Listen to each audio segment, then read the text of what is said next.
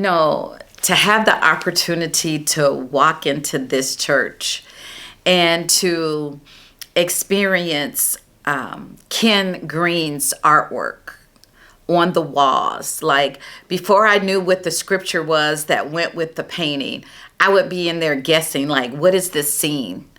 It got me curious. And so then for this project, Doors Open project that we participated in last year, I wanted to read the scripture. I wanted to look at the picture, but I also wanted to be able to hear the scripture. So taking technology and putting QR codes on each of these, the coolest thing in the world is to be able to hear the scripture and see the picture at the same time. Then to be able to read the scripture and then look up at that picture at the same time and to see what you were able to take from it.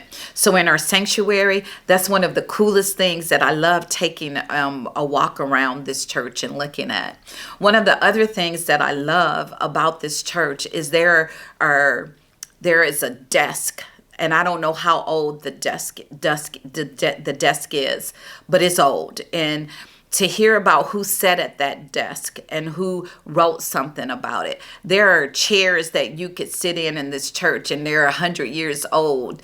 And you can see how they're tattered and how the material it might be coming loose. There are pictures. Like, I picked up a picture and it's of a person who's still a member of this church, who's still alive, and she was 15 years old in the picture. And so we talked about China early. They used to have cotillions and debutante balls, and this was her dressed up. They used to have tea parties too here at this church. And so the artifacts around this church are important.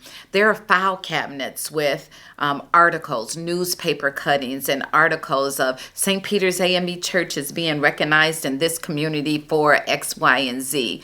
So the rich history that is in this place is just phenomenal. There are books that are very old, and I'm a person that has a hard time throwing away books because my mother pushed for education.